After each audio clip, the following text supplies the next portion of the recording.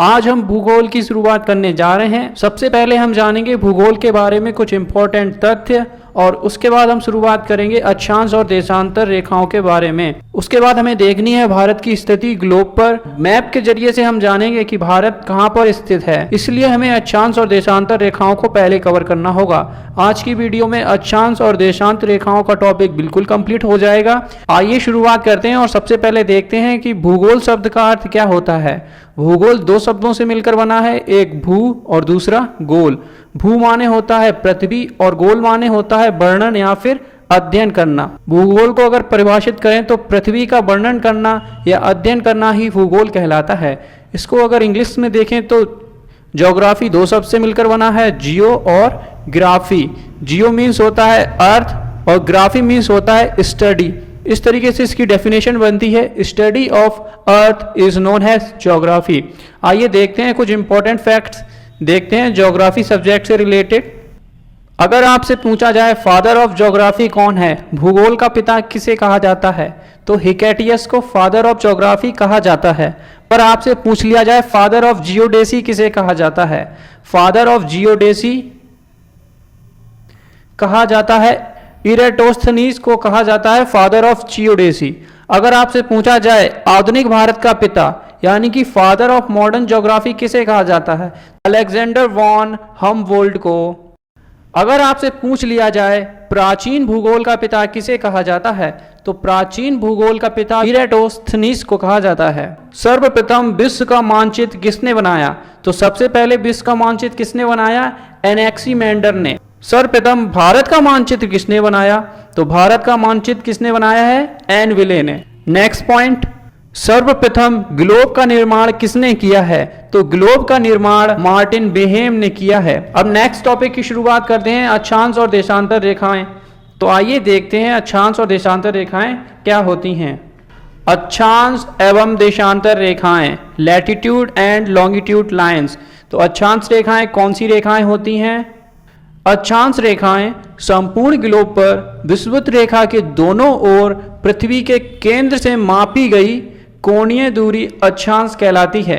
आइए इस पॉइंट को मैं समझाने की कोशिश करता हूं, इस पॉइंट को ध्यान से समझिएगा। विषुवत रेखा कौन सी रेखा होती है, भूमध्य रेखा। भूमध्य रेखा को ही विषुवत रेखा कहते हैं। हमारी पृथ्वी गोल है, ये हमारी पृथ्वी बन गई। जब हमारी पृथ्वी गोल है तो इसका कोई ना कोई केंद्र जरूर होगा, तो इसका केंद्र बनाते हैं, ये इसका केंद्र बना दिया। और विषुवत रेखा यानी कि भूमध्य रेखा कहां से होकर के गुजरती है, पृथ्वी के बीच से, तो ये मैंने भूमध्य रेखा बना दी। अब इस पॉइंट को समझिएगा कि अब क्या कह रहा है कि केंद्र से मापी गई कोणीय दूरी, तो यानी कि केंद्र से जो भी कोई कोण बनेगा, जैसे मान लेता हूं मैं ये 1 डिग्री का कोण है, तो इसके सामने ही ऐसे करके लाइन बन गई, तो ये क्या कहलाएगी, 1 डिग्री अक्षांश रेखा। ऐसे ही एक कोण और बनता है, ये बन गई 2 डिग्री अक्षांश रेखाएं। तो ऐसे ही कितने कोण बन सकते हैं, 90 कोण बनेंगे, क्योंकि इस केंद्र से 90 डिग्री तक के ही कोण बन सकते हैं। जो 90 डिग्री का कोण बनेगा वो सिर्फ एक पॉइंट होगा, नॉर्थ पोल और साउथ पोल के नाम से जानते हैं हम, उत्तरी ध्रुव और दक्षिणी ध्रुव। ऐसे ही 90 अक्षांश रेखाएं नीचे बन जाएंगी। अगर आपसे पूछा जाए कि अक्षांश रेखाओं की टोटल संख्या कितनी होगी, तो 90 अक्षांश रेखाएं भूमध्य रेखा से ऊपर हैं और 90 अक्षांश रेखाएं भूमध्य रेखा से नीचे हैं। और भूमध्य रेखा भी एक अक्षांश रेखा है, तो एक भूमध्य रेखा को भी जोड़ दिया गया, तो टोटल 181। अगर आपसे पूछे जाए कि टोटल अक्षांश वृत्त कितने होते हैं, तो वो होगा 181 में से 2 को माइनस कर दिया जाएगा। ये 2 क्यों माइनस किए गए हैं, उत्तरी ध्रुव और दक्षिणी ध्रुव हैं, वो सिर्फ एक पॉइंट बने हुए हैं, उन्होंने पूरा वृत्त नहीं बनाया है, इसलिए इन दोनों को माइनस किया गया है। इन दोनों को माइनस करने के बाद आपको अक्षांश वृत्त मिल जाएंगे 179। आइए अब नेक्स्ट पॉइंट देखते हैं। देखिए आपको फिगर की हेल्प से समझाने की कोशिश की गई है कि अक्षांश रेखाएं कैसी रेखाएं होती हैं। जो ग्लोब पर इस तरीके से रेखाएं बनी होती हैं वो लैटिट्यूड रेखाएं कहलाती हैं, अक्षांश रेखाएं कहलाती हैं। 2 क्रमागत अक्षांशों के बीच की दूरी कितनी होती है, 111 किलोमीटर। आइए अब देखते हैं कुछ महत्वपूर्ण अक्षांश रेखाएं। सबसे पहले आती है इक्वेटर यानी कि भूमध्य रेखा 0 डिग्री लाइन। उसके बाद आती है ट्रॉपिक ऑफ कैंसर, इसको हिंदी में कर्क रेखा कहते हैं, 23.5 डिग्री नॉर्थ। उसके बाद आता है आर्टिक सर्कल यानी कि आर्टिक वृत्त 66.5 डिग्री नॉर्थ। उसके बाद नॉर्थ पोल 90 डिग्री।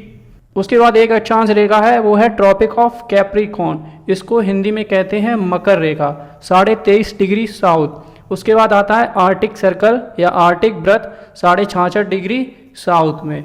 उसके बाद साउथ पोल 90 डिग्री साउथ। इसमें 3 प्रमुख अक्षांश रेखाएं हैं, इन तीनों को हम बारी बारी से पढ़ेंगे और इनकी विशेषताएं जानेंगे। तो आइए शुरू करते हैं।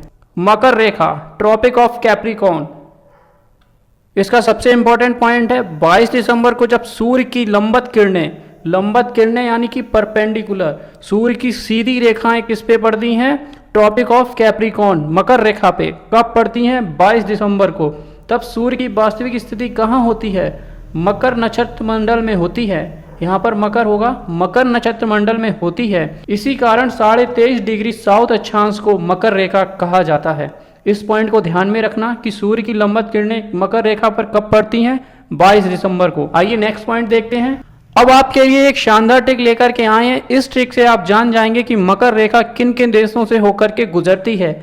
आइए ट्रिक को देखते हैं। कैप लगाकर बीएनबी से मुंबई आया मेरा दोस्त। अब देखिए इस ट्रिक में से हम कौन कौन से वर्ड्स निकालेंगे बाहर, CAPBNBSMMA। तो आइए देखते हैं कौन कौन से देश हैं जो मकर रेखा से होकर के गुजरते हैं। सी से हो गया चिली, ए से हो गया अर्जेंटीना, पी से हो गया पराग्वे, बी से हो गया बोत्सवाना, एन से हो गया नामीबिया, बी से हो गया ब्राजील, एस से हो गया साउथ अफ्रीका, एम से हो गया मोजाम्बिक, एम से हो गया मलागासी या मेडागास्कर और ए से हो गया ऑस्ट्रेलिया। तो इस ट्रिक से आपका कोई भी देश मिस नहीं होगा जो मकर रेखा से होकर के गुजरता है।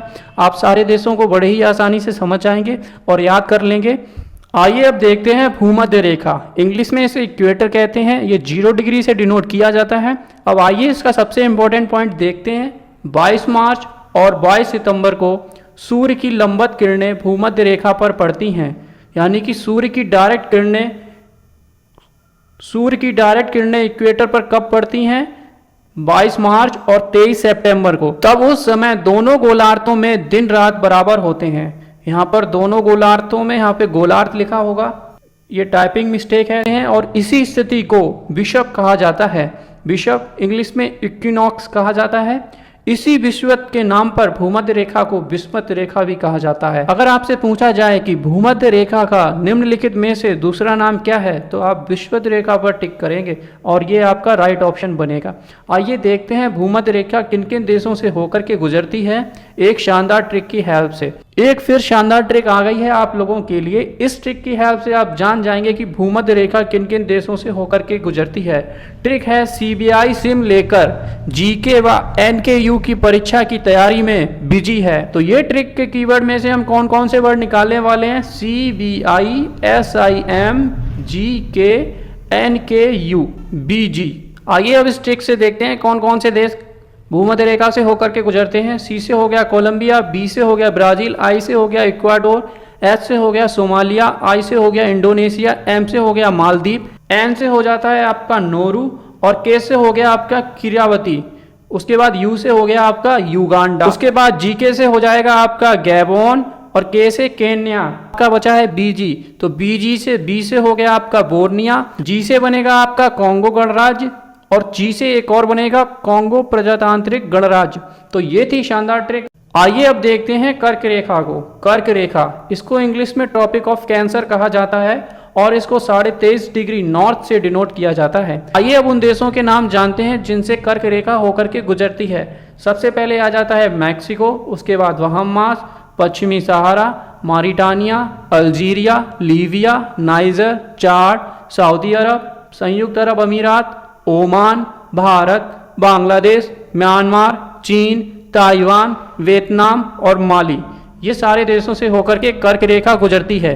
भारत में देखें तो ये 8 राज्यों से होकर के गुजरती है। वो 8 राज्य कौन कौन से हैं? गुजरात, राजस्थान, मध्य प्रदेश, छत्तीसगढ़, झारखंड, पश्चिम बंगाल, त्रिपुरा और मिजोरम। तो ये थे इंपॉर्टेंट पॉइंट कर्क रेखा को लेकर के। आइए आगे बढ़ते हैं।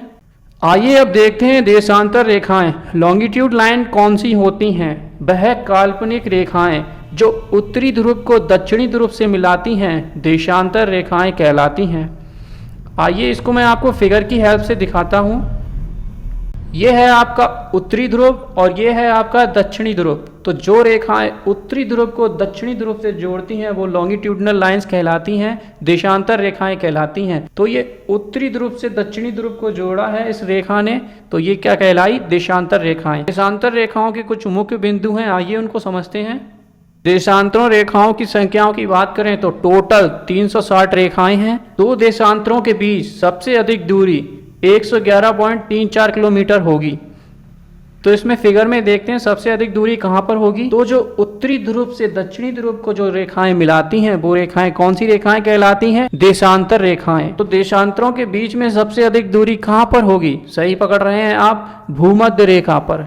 यहाँ से ऐसे करके भूमध्य रेखा जाती है, आप सभी को ज्ञात है, मैंने पिछले बताया था भूमध्य रेखा के बारे में, 0 डिग्री लाइन। तो सबसे अधिक दूरी कहाँ पर होगी? भूमध्य रेखा पर। और सबसे कम दूरी कहाँ पर होगी? बिल्कुल सही ज्ञात कर रहे हैं आप, ध्रुवों पर, यानी कि पोल्स पर इसकी दूरी कितनी होगी? सबसे कम। कितनी? 0 किलोमीटर। और सबसे अधिक दूरी होगी इसकी 111.34 किलोमीटर। कहाँ पर? भूमध्य रेखा पर। देशांतर रेखाओं में एक इम्पॉर्टेंट पॉइंट ये भी है कि 180 देशांतर रेखा को अंतर्राष्ट्रीय तिथि रेखा भी कहा जाता है, क्योंकि इसी रेखा पर संपूर्ण विश्व का समय का समायोजन किया जाता है। अक्षांश और देशांतर रेखाओं में एक टॉपिक बचता है कि समय का निर्धारण कैसे किया जाता है। तो वो टॉपिक काफ़ी लेंथी है और उसको कवर करेंगे तो वीडियो काफ़ी बड़ी हो जाएगी। मैं केवल आपको हिंट दिए देता हूँ। टोटल देशांतर रेखाएं कितनी हैं? 360। एक दिन में टोटल घंटे कितने होते हैं? 24।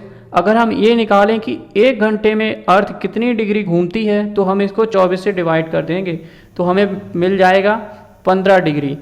तो एक घंटे में पृथ्वी कितना घूमती है? 15 डिग्री। यानी कि एक घंटे को हम कितना लिख सकते हैं? 60 मिनट। अगर हम निकालें कि एक डिग्री में कितने मिनट लगते हैं तो उसके लिए हम क्या करेंगे?